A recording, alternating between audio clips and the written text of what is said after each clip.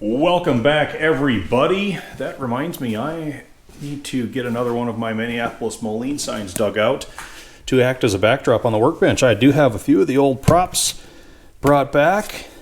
We'll get there eventually. So, as promised, work on the front bolster continues. So, priority number one is going to be addressing all things that have to do with the radiator core. I think we have found another place that can build us a custom quality radiator core for this tractor. However, step number one toward that is being able to furnish them with housings to attach a radiator core to. So, of course, here is our radiator bottom tank, complex front bolster casting. This thing performs so many different jobs all at the same time. It is definitely the jack of all trades, but lots of things to address in here. We will get to all of that in due time. But for those of you who keep up with the channel, you'll know that we stripped this entire housing well before I had YouTube, before I did the internet forums, pretty much before we publicly documented anything that had to do with this restoration project. And for the newer viewers here, I always remind people that I have compiled every project on the channel into its own playlist, organized in proper sequence from the earliest episodes to the most current. We've got one for the X231 Minneapolis Moline 445 prototype tractor. Click on over, check it out. It will get you completely up to speed to where things sit right now. So, although I am unable to show you all how we disassembled the 445 prototype front bolster, I've got the 445 production bolster here. It is a very similar design to that one, nearly identical. That is simply the rough draft. This is the final copy, all right? And all the pieces are in this. The process is the same, procedure is the same, and if you watch me take this one apart, it will help you to understand the prototype version much better, and then we can pick that ball up right there and run with it. So let's get this one torn down. All right, we've got the power steering gear attaches to the front bolster right here. That comes out, there's this worm gear on the end of it, and that meshes with the half moon quadrant gear that is on the inside. We have these hydraulic lines that have to come off first. They attach to the valve bank that is on the steering gear when fully assembled. Basically, it's a line with a plug, and it just throws fluid onto one side or the other of a piston rack that is inside this feature on the front. So they're just held in by a snap ring on each side. We'll get both of these lines and plugs out to avoid any further damage.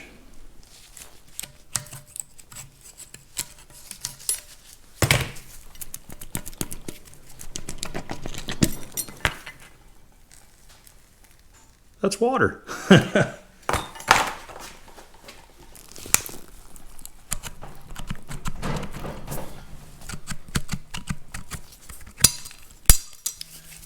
Let's see what kind of surprises it has over here.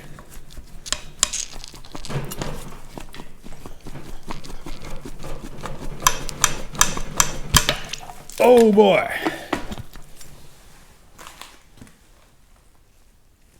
Turns out I underestimated my rag. That's okay. Plenty more cardboard where this came from. So we can tip this up now.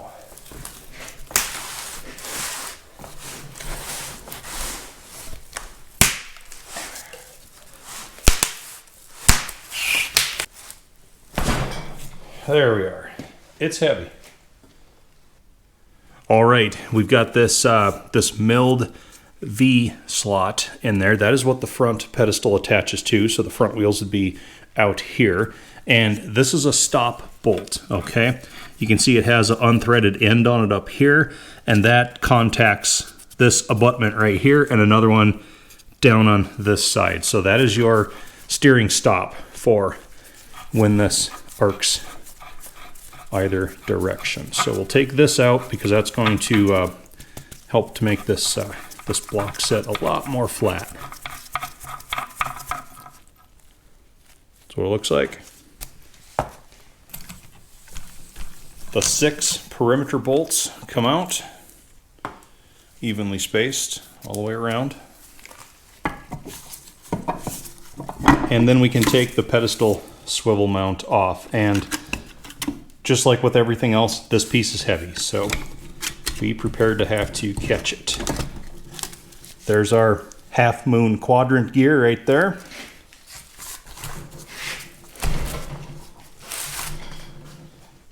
And this carries with it a stack of shims, and that is what is going to preload the taper bearings. The big one's down there, the smaller one at the top is right here. There's the bearing race for that up inside the housing. So they shim the flange right here to take all the slack up on those bearings, and that way your front pedestal's not clicking all around. So be sure to keep track of your shims if you take one of these apart. Now that we can look up inside, we can see the power steering piston, and it has gear teeth on it. Those teeth also mesh with the half moon shaped quadrant gear, and the hydraulic force that pushes that piston side to side is what provides the power steering assist to the front wheels. So we'll just bump the piston out, and yep, these sleeves are a free floating fit. Sometimes you have to drive those sleeves out like I had to do on the UD Bolster and on X231 in this case. The piston's actually pushing this one out. It's all right, makes our job easier. Okay.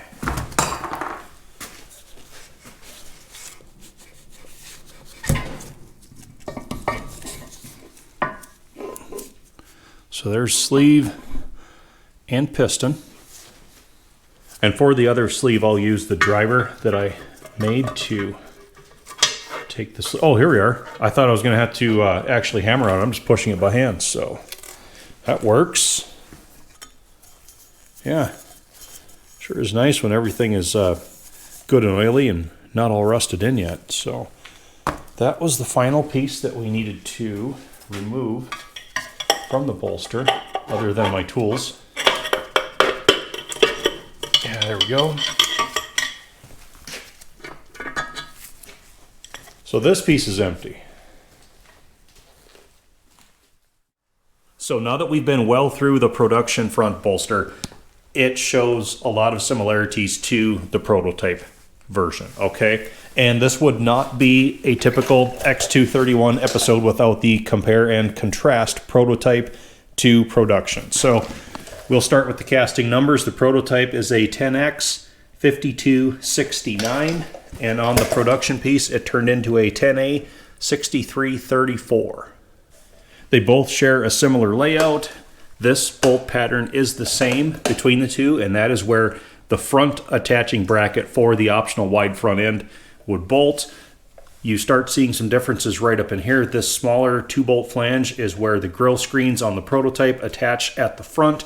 Of course, this uses the earlier ZB style flat slat screens. You can see where they upped it to much larger 5/8 diameter threaded holes here with good solid bosses, because the production 445 had that iconic cast iron cross grill piece, and those are two of the mounting spots for that.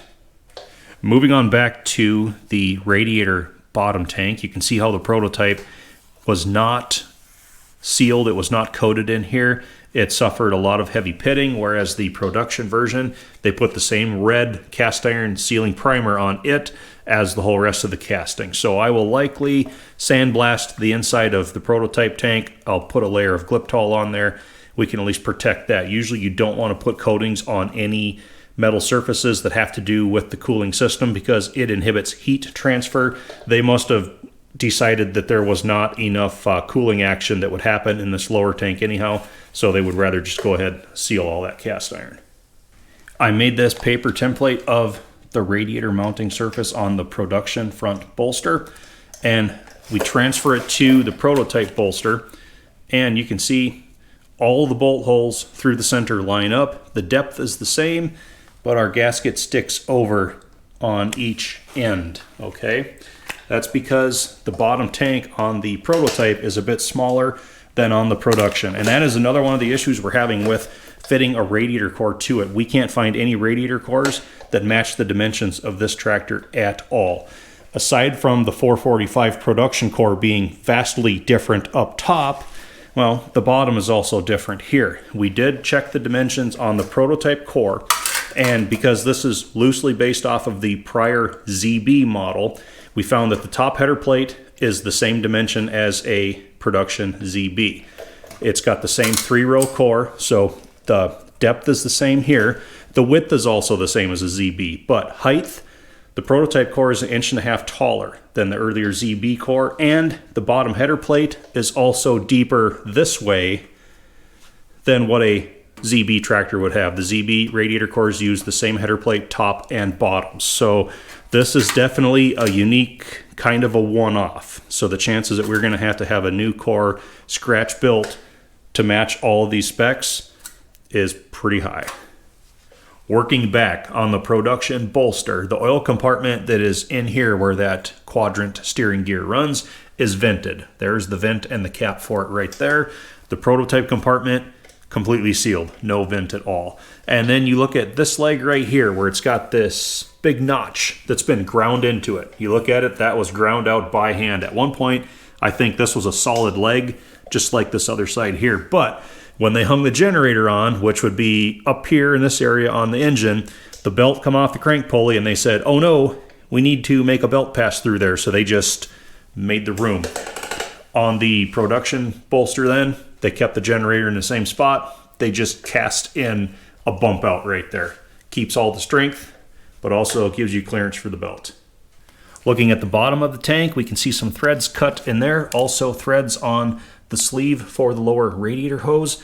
That is a threaded connection right there. The prototype tank was not threaded, okay? And that old sleeve was rusted badly, so Senior and I unceremoniously collapsed it and just pulled it out. But that was just a press fit, no threads, and they also backed it up with some solder as well. Looking at the bottoms now with them both flipped up, pretty similar mounting for the front pedestal and steering mechanism right there. On the prototype casting, we've got these holes drilled into the bottom, and that would be for the rear attaching bracket for the optional wide front axle. But on the prototype casting here, they're kind of an afterthought. It's just rough cast. They just drilled and threaded the holes, and compare that to the production version. They added some metal, gave you some raised bosses that they could mill nice and flat for a secure mounting surface, and then same bolt pattern right there. As well as the various bolt holes down each side. Those are all the same. Those are attaching points for implements, options, add-ons, and the like. So final talking point, the power steering piston cylinders, all right? Located in the same spot on both Bolsters, and the dimensions are all the same. Width is the same, diameters are the same. Even that earlier model UD that we scrapped in the prior episode still used the same specs right here. So we were using existing components in this department on the prototype, and then we just carried it right on through to the later model 445. So that's one area where you've got plenty of other options for pieces. None of this one-off stuff. Sorry, had a little bit of a break in my concentration because I just realized the radiator drain is on the left side on the prototype and it's on the right side on the production. Minuscule. Anyhow, so now you can see, you know, based on everything we took out of here, and you see how this power piston fits and works, you can understand a little bit better why we had the massive breakout of everything above the snap ring on this side of the prototype Bolster. All right, that's because at one point in time someone had this apart and they did not get the power steering piston centered up properly with the front pedestal. They had it offset too far to one side. So when you steer in this direction, you're just fine because the piston doesn't come as far out as it used to. But the first time they went to steer in this direction, oh, it's going to hit that cap. And with full hydraulic pressure pushing on the other end of it, you're now having a contest between the snap ring and the end of the casting to see who's going to give up first.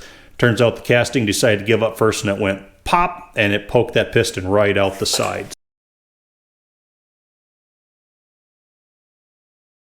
So it was a lot of work getting this down to a place that could, well, add new material to replace this piece here that had chunked out. But lots of machining and milling and finishing to do in there.